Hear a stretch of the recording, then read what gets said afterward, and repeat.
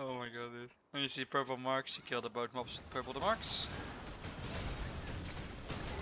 You don't have to kill all the mobs in this room, as long as you kill the ones with the purple mark on their head, the door will open. Same goes for the following room. It's best to pull them here you all just together. have to kill the big mob. Yeah, you have to kill the big apes, pretty much, with the purple marks above the head.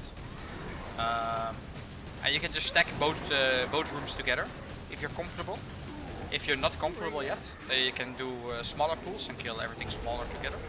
As in, like, you kill the first room, then you kill the second room, you know.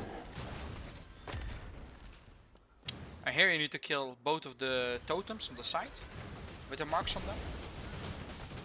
Usually you should start with the one on the opposite side of the gate, just to make you run a bit faster. Because it's just really annoying to walk back there after you kill the boss.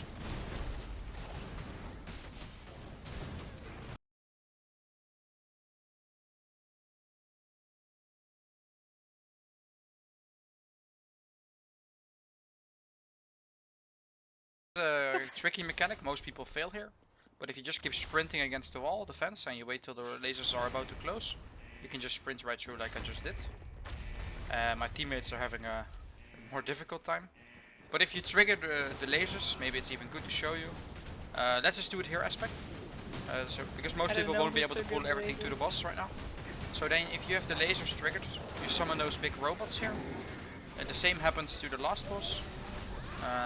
They're just really annoying and they take a while to kill, especially if you have lower DPS. So they will take a while to record, to kill generally. Now here you have this boss. I mean, honestly, like, I don't think I've ever wiped to it even with lower gear. It's literally pretty much you just kill it and you try to pull all the ads on top of the boss, pretty much.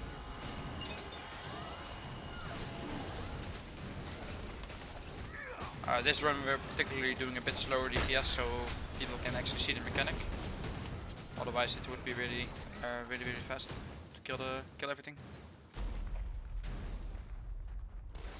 What you want to do here is, if you have the damage to do so, you can pull both the big ones next to each other with the purple marks, because that's the ones you kill.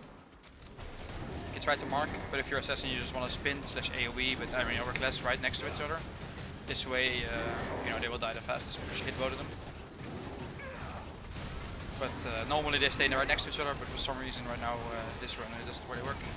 But you want them to have them right next to each other so you can kill them as fast as possible.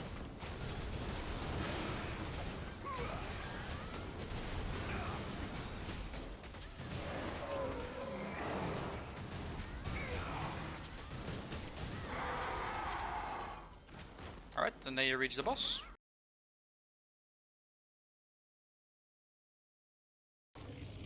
Once you're at the boss, there are a few mechanics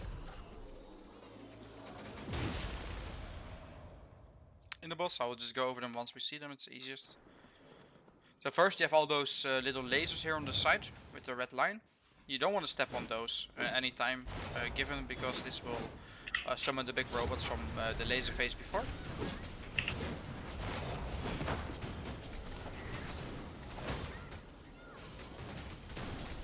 After a certain amount of damage or time has passed, I'm not exactly sure, the boss goes to the middle of the room, like this. And he says something in chat. Balls will spawn. You just have to play Pac-Man, pretty much. Eat the balls without getting touched by the other lasers right there. Otherwise it summons those robots. It's best to group up, so the Mystic can heal. We actually did summon a robot. For us it's not a problem, but for most people it will be an issue. Alright, the boss does some slashes and dashes.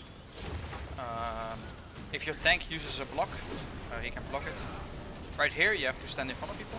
It is like a few slashes that it does towards people. You should stand still so your tank can tank it, or the smoke screen can tank it, or anything can tank it pretty much. You can also go out of range of that. Yeah, true, but it's just easier to block it. He does some charges, this doesn't really matter. If the boss jumps up, I think it knocks people back. I'm not 100% sure, but if your tank has the right spec, he can block for the party and people don't get CC'd by him at all.